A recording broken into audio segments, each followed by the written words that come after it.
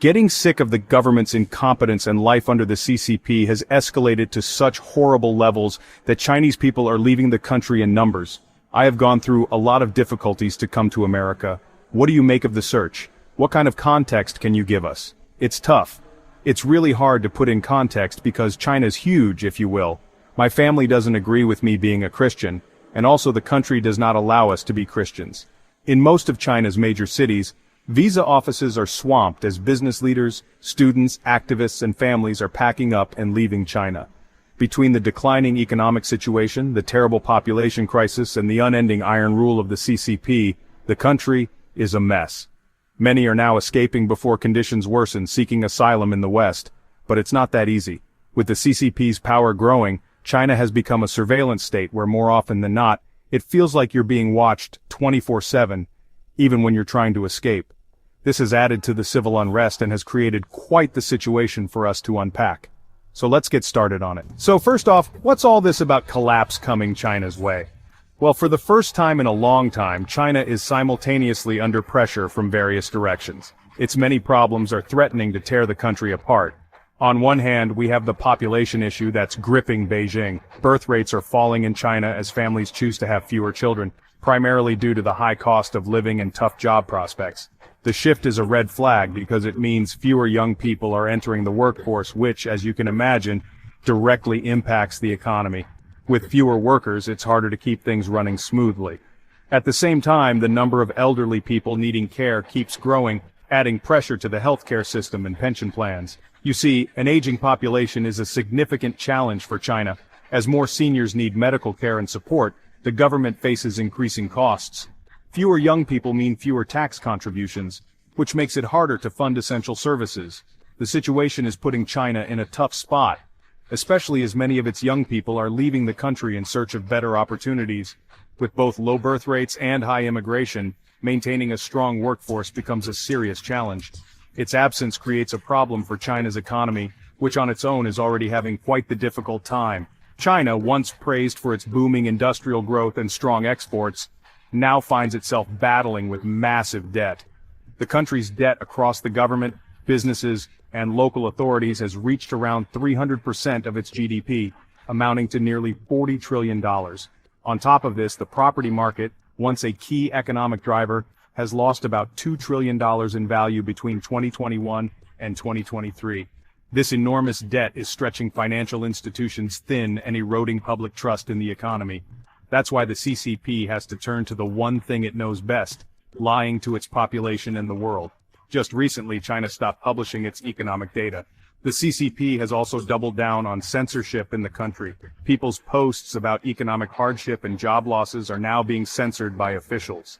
And out of the country, China has continued to downvote any video that exposes the CCP's lies. That's why, once again, we need your help. If you can hit that like and subscribe button down below, it really does help us fight these CCP bots. Unfortunately for the CCP, economic signs are not looking good. These signs of economic instability are pointing to a collapse in China's future. The country's economy is slowing down and its financial situation is fragile, resembling a ticking time bomb. But how did things get this way? Over the past few years, China's GDP growth has dropped significantly. The International Monetary Fund, the IMF, reports that growth peaked at 5.3% in 2023, far lower than the double-digit growth rates seen in earlier decades. This slowdown, along with the rising youth unemployment, which reached as high as 21.3% in some urban areas, has shaken up people's confidence in the country's future. The pressure on China is not just domestic either, it's international. The new trade war in 2025, reignited by Trump, is creating fresh challenges for China. The U.S. has imposed higher tariffs on Chinese goods, which are squeezing China's export-driven economy. In response, China has retaliated with its own tariffs, targeting U.S. agriculture and tech products. This back and forth is disrupting global supply chains and increasing costs for businesses in both countries. For China, the added pressure comes at a time when its economy is already grappling with high debt and slowing growth, making the situation even more precarious. And as if these economic issues weren't enough to rattle people, the CCP seems to be doing everything it can to make China inhospitable. One of those nuisances is how China has been turned into a surveillance state, further creating social unrest. Imagine walking through Beijing or Shanghai, where nearly every street corner is watched by high-tech cameras that not only capture your image, but also run you against a huge database every time you pass by. If you break a minor rule like speeding or running a red light, a camera can spot you immediately and trigger a fine. And it doesn't stop on the streets either. Airports, train stations, and bus terminals are filled with these cameras too. At Nanyang Tianying Airport, for example, some passengers can skip the check-in process by simply scanning their faces. And businesses like Alibaba let you pay with just your face. This setup makes daily life very convenient, but it also means that privacy is becoming rare. It's a bit scary to think that every move you make might be tracked. I know what some of you are thinking. Well, every modern country, including the US and the UK, have heavy surveillance too. Well, you're both right and wrong. While the US and the UK have cameras, nothing compares to China's vast, all-seeing network. With 540 to 626 million CCTV cameras, one for every 2.3 people, China has the highest surveillance density in the world. By comparison, the US has 85 to 100 million cameras, one for about every 4.6 people, mostly operated by private businesses. The UK has 5.22 million cameras, around one for every 13 people, making it Europe's most surveilled country. And yet even London, with one camera per 14 people, can't match China's reach. Every action is recorded, analyzed, and stored. It makes you wonder how much freedom you have when every step you take is being watched. The CCP has put together powerful systems in areas like Shenyang to gather data from people's faces and their behavior. The goal is to know everything about everyone. In Xinjiang in northwestern China, 13 million Turk Muslims are already enduring extraordinary suppression at the hands of the Chinese government. Authorities there are building a surveillance state to be able to track their every move. Every 200 meters would have a police checkpoint. If you're Uyghur, they stop you. They would just say, "Where's your ID? I want to check your ID." They would punch in the ID number and then they would see everything about you. One tool at the heart of Xinjiang's surveillance system is the JOP, or the Integrated Joint Operations Platform. The IGOP has an app that's used by police and government officials to track extraordinary amounts of personal information about individuals, ranging from their religious habits to their blood type. Human Rights Watch got a hold of a copy of the app and used a technique called reverse engineering to look at the source code, basically the design of the app. This is what it looks like when an officer pulls up an individual's profile. They enter the person's name, Idaho number, ethnicity, then the officer takes a photo of the person's ID card to see if that matches the person's face. As you scroll, you see more information is being collected from the person, including their address, how tall they are, their blood type, their educational level, their occupation, their political affiliation, information about their car, the list goes on. The information from the app feeds into a central system and combines with information from other surveillance systems, including CCTV cameras that rely on facial recognition software and even Wi-Fi sniffers that are used as people walk through checkpoints to pull information off their phones. This system can mark someone as suspicious based on little more than how they move or act. This means that some people are targeted more than others, and that can lead to even more intense surveillance or even detention. How much freedom can a person really have in the face of such systems? Then there's Skynet, a system that sounds like it came out of a science fiction movie. This system scans the entire population in under a second with 99.8% accuracy, ensuring almost no movement goes unnoticed. This makes it possible for the government and law enforcement to keep an eye on everyone all the time. Another project called the Sharp Eyes program extends this intense surveillance level even into rural areas. Started in 2018, this program aims to install cameras in every village in China. So whether you're in a big city or a small town, the government's watchful eye is never far away.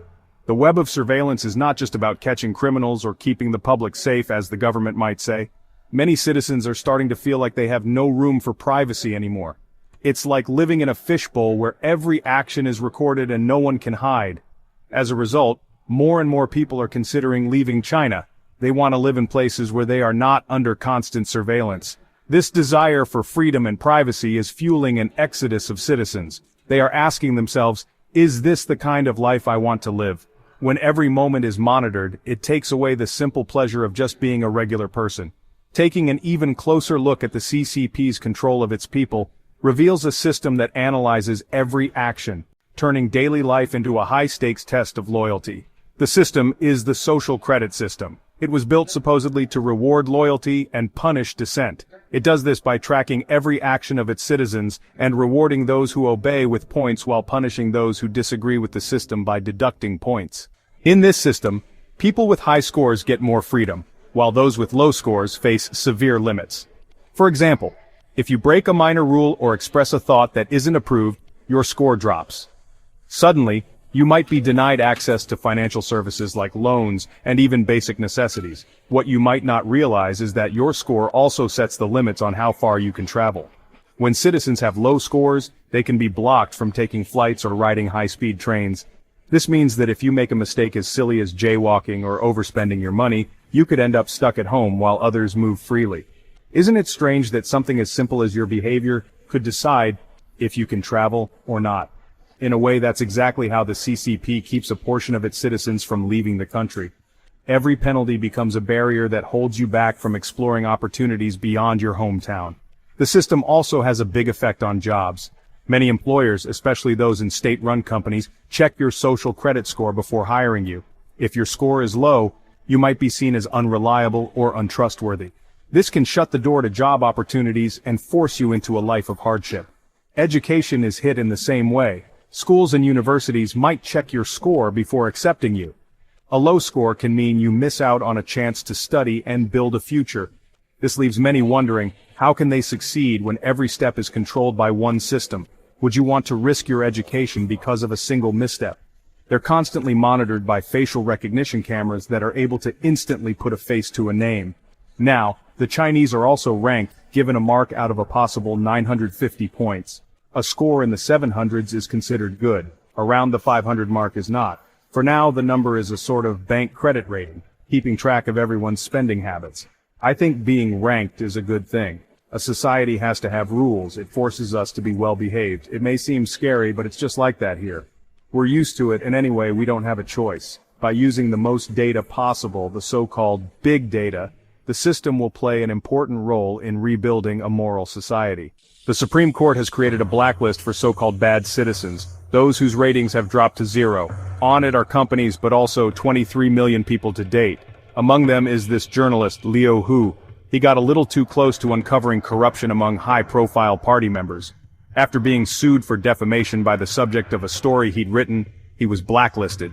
He only realized when he tried to buy a train ticket and was told he was banned from traveling.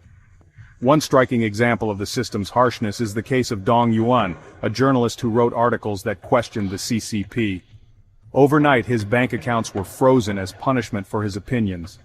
This punishment not only ruined his finances but also sent a clear message: speaking out can lead to severe consequences. This system of rewards and punishments creates an environment of fear. People quickly learn that a small mistake or a different opinion can have big consequences. The fear of punishment makes many citizens stay silent even when they have valid questions or concerns. The more people see their friends and neighbors being punished for minor mistakes, the more they realize that the system is about more than just order, it's about control. Increasingly, many Chinese citizens are deciding that they can't live under such strict rules. They are choosing to leave the country in search of a place where they can express themselves without fear or punishment. The harsh systems placed by the CCP shape everyday life and mirror a long-standing history of silencing dissent. And this harsh approach is pushing more citizens to leave the country. When you look at the fate of those who speak up, you can see a clear pattern of repression that makes you wonder, how can a society grow when it punishes anyone who dares to challenge authority? Take Xu Chang'an, for example. He was a university professor who wrote an essay sharply criticizing the Chinese Communist Party. Within days of publishing his thoughts, he was arrested. Imagine the frightening effect on anyone who wants to share their opinions. If even a respected academic can be punished so quickly, how safe do you feel speaking out? Then there's Ilham Tawadi, an advocate for Uyghur rights. Instead of opening a space for debate or reform, the government sentenced him to life in prison on charges of separatism. This basically means he was charged for advocating for the separation of Uyghurs from China to become an autonomous state. His harsh punishment wasn't just about silencing one voice, it was a clear warning to all who might support minority rights or question government policies. Doesn't it seem extreme to strip someone of their freedom simply for defending what they believe is right? Next is Ren Jiachong, a prominent property tycoon known for his outspoken nature. In March of 2020, Ren wrote an essay criticizing President Xi Jinping's handling of the coronavirus pandemic, even calling him a naked clown who insisted on acting like an emperor. His words led to an expulsion from the Communist Party and an 18-year prison sentence for inciting the overthrow of state power. These cases show that silencing dissent isn't just about punishing a few outspoken individuals. It's a systematic effort by the CCP to control all conversation. This climate of fear has a ripple effect that goes far beyond individual cases. As a result, many talented and driven Chinese citizens are choosing to leave. Reports show that the number of people leaving the country is increasing compared to previous years. In an effort to control the number of people leaving and to prevent brain drain, the Chinese Communist Party has long enforced strict rules on travel. In China, travel is not considered a basic right. It's seen as a privilege that the government can grant or take away at any moment. Many citizens spend months planning trips. They save money, gather documents, and take extra steps to meet all travel requirements only to find out that they are not given permission to leave the country. Unlike in most other countries where one can simply book a ticket and travel abroad, in China, a special exit visa is needed. This means that the government holds all the power to decide who gets to see the world and who must remain confined within the nation's borders. Many Chinese citizens, especially those from minority groups such as the Uyghurs, Tibetans, and political dissidents, face even tougher restrictions. Their passport applications are often denied or revoked without any notice. In some cases, families have been separated because one member's travel permissions were suddenly canceled. These strict travel rules have also contributed to a growing number of Chinese citizens choosing to flee the country. Many people are leaving because they feel that they are not free to explore new opportunities abroad. When travel is tightly controlled, citizens cannot work, study, or join family members living in other nations. The inability to travel freely makes life feel limiting and oppressive. As a result, those who desire a better life often decide that leaving China, despite the challenges and risks involved, is their only option. They seek the freedom to travel, learn, and live in a society where their rights are respected. High-profile cases in and around China show just how far these travel restrictions go. Many human rights lawyers and activists are put on no-fly lists, meaning they are barred from leaving the country simply because of their work. There are stories like that of a woman who tried to leave for Canada, only to be stopped at the airport without any clear explanation. Reports from outlets like The Guardian describe similar cases where critics and activists are denied boarding on flights. When even those who speak out against the government face such severe measures, one has to ask, what hope is there for the average person who simply wants a better life? These travel restrictions are not just about stopping people from leaving, they are a tool to maintain control over the population. By deciding who can and cannot leave, the government can keep potential critics isolated and under constant watch. This tactic sends a strong message. If you challenge the government or express your own opinions, you might lose the freedom to travel. These travel restrictions create a climate where many of China's most talented and independent citizens feel trapped. When you can't travel, you miss out on opportunities to learn, share ideas, and even join family members abroad. Shifting focus to another key region, we have Hong Kong, which has become part and parcel of the problems building up to China's imminent collapse. This city is a special administrative region, which means it has its own set of rules and a unique level of self-governance, separate from the mainland of China. Well, at least it used to. In 1997, when Hong Kong was handed over to China, the one country, two systems principle was introduced. This principle promised that while Hong Kong would be a part of one country, it could keep its own laws, business practices, and free speech traditions. The idea was to allow Hong Kong to maintain a vibrant and independent spirit even as it joined a larger nation.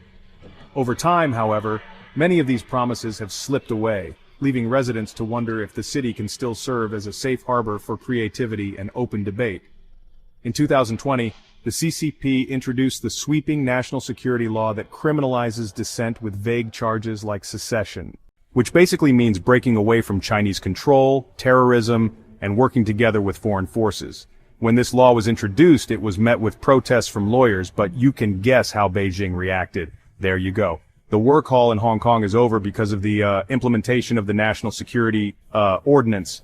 With this law in place, even peaceful protests and casual criticism can be seen as crimes. Even high-profile figures such as media tycoon Jimmy Lai face severe penalties that could include life imprisonment for the crime of seeking freedom.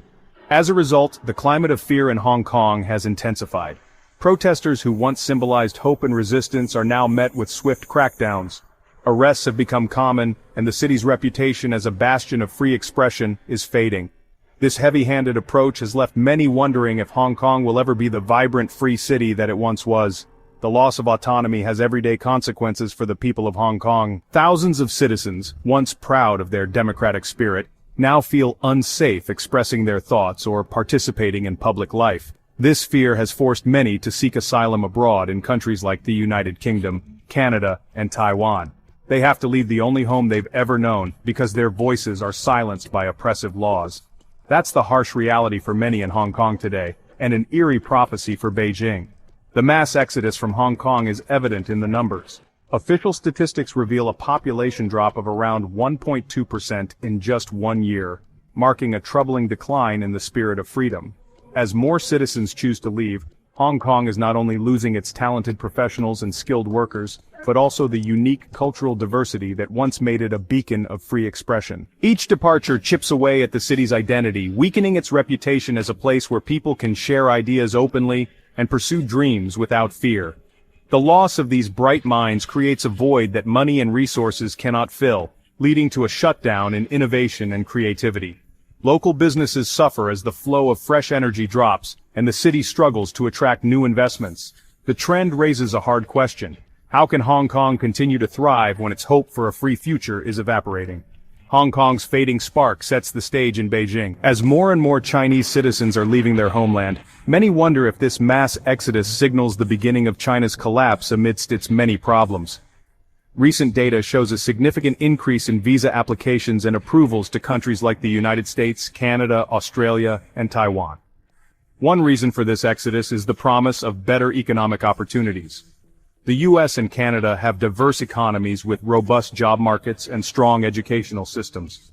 Australia offers a high quality of life, while Taiwan is known for its welcoming environment and respect for personal freedoms.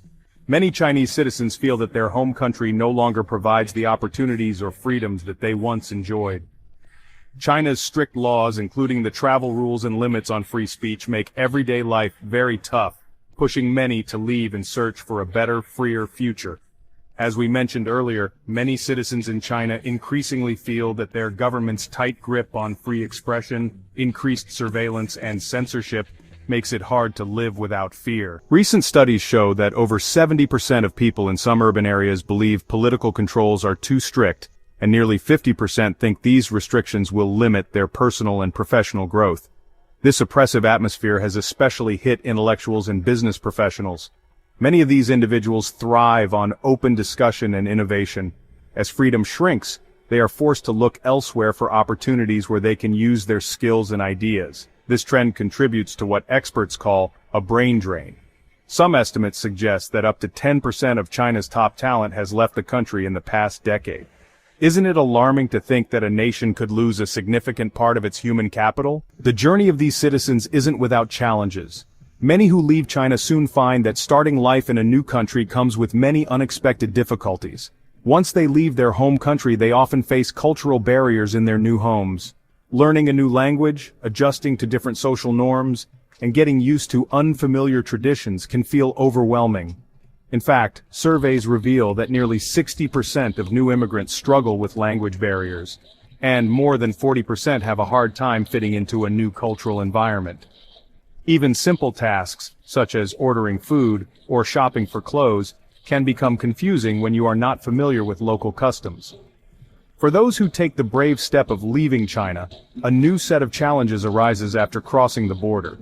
Building a new life in another country is not an easy task. Countries that seem like safe havens also have their own pressures. Many of these nations face political tensions and tighter border controls, which make it harder for immigrants to secure asylum or settle down peacefully. On top of that, even if a country offers refuge, it may already be struggling with its own issues, and may not be ready to welcome a large number of newcomers at once. And Chinese immigrants often deal with government scrutiny, even after they leave their home country. Some still face watchful eyes because of their past affiliations or political views. Despite these hurdles, many find that their skills and their work ethic, honed in one of the world's fastest-growing economies, quickly prove valuable in sectors like technology, academics, and business. In places like Silicon Valley, Chinese professionals now make up to nearly 15% of the tech workforce, contributing significantly to innovation and progress. Nearly 20% of highly educated Chinese immigrants end up in jobs that don't match their skills. Then some activists and dissidents flee to places like Taiwan, carrying both the fear of persecution and hope for a future where free speech is respected. So, perhaps it's time to consider what would happen if China's problems keep getting worse. More specifically, what does China's collapse mean to the rest of the world? Well, as the world's second-largest economy, China is very important in international trade and finance. A big economic downturn in internal Chinese markets could shake up global supply chains and change how everyday items from electronics to clothing and household goods are made and delivered. Financial experts say that a collapse could cause market ups and downs, with risk premiums increasing by as much as 20%. When a key piece of the world's economy falls apart, the effects spread quickly, affecting trade flows and investment decisions everywhere. With global supply chains being closely connected to China's massive manufacturing sector, even a short break in production can cause production costs to rise by 10 to 15% worldwide. Think about it. If a delay in making products makes items more expensive in stores, or if products that were once easy to find suddenly become hard to get, everyday life for consumers and businesses is affected. Because the world economy is so tightly linked, a problem in one country quickly leads to bigger economic issues for everyone. Any weakness in China's production system sends shockwaves that affect everything from small neighborhood shops to large multinational corporations. The chance of a complete collapse in China brings even more uncertainty to the global financial system. Banks, investment funds, and other financial institutions might face a sudden increase in default risks and unexpected changes in the value of their assets. One of the major risks is China's real estate market, which has become a significant part of China's overall debt. When the property market shows signs of stress, it can lead to financial losses that affect both local and international investors. As markets adjust to these changes, investors may lose confidence, making it harder for companies to access the credit they need to grow. This financial instability can then spread to other parts of the global economy, potentially taking years to fully repair. As the possibility of a collapse in China grows, experts warn that we might also see long-term changes in the balance of power in international trade. For decades, China has been a manufacturing leader, and its role in global trade has been crucial. If China's economy fails, other growing economies might step in as the new manufacturing centers. The shift could change the world's political and economic scenes. New leaders in international trade might emerge, bringing fresh opportunities for innovation and cooperation. However, this transition period would also be marked by uncertainty.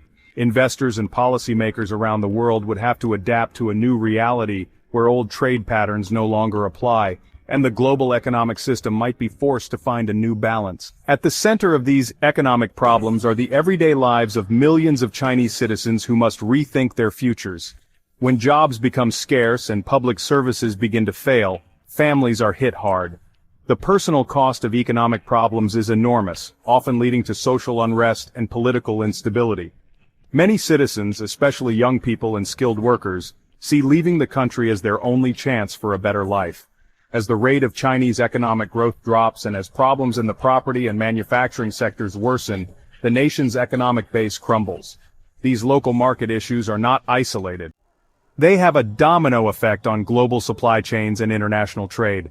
When one of the world's economic powerhouses starts to collapse, the effects ripple through every corner of the financial world. Businesses face the fear of rising costs, and consumers worry about paying more for everyday items. China's looming collapse carries global consequences that include disrupting trade, raising production costs, and fueling economic stress. As Chinese citizens flee, the country's talent pool shrinks, weakening industries and shaking financial markets. Investors and policymakers worldwide must brace for a shift where old trade systems no longer function, forcing businesses to adapt to new economic realities. The world watches anxiously as China's markets weaken, debt rises, and instability grows. With each passing day, the likelihood of a collapse increases, threatening to reshape global power structure. YouTube just dropped a mind-boggling announcement. It is paying creators $64 million per day. Why? Well, because YouTube doesn't have enough creators. That is why you see videos on your homepage that have less than 1,000 views, like this one. Now, of course, that doesn't mean everyone should start a channel, but if you have ever wondered about starting a YouTube channel or a faceless YouTube channel like this one, well, now is a perfect time. YouTube is paying creators millions every day, and it's pushing newer, smaller channels now more than ever. But I'm sure many of you have questions on how to get started and how to grow a channel. We get questions in our email all the time from some of you guys, so that's why we've decided to put all of our YouTube advice into one training boot camp for the low price of completely free. So, if you're someone interested in starting your own YouTube channel, you can sign up for this boot camp by clicking on the link in the description or on the screen. Sign up now because unfortunately, unlike YouTube videos, the boot camp is like a Zoom call, so it's limited to just 100 people. Okay, let's get back to the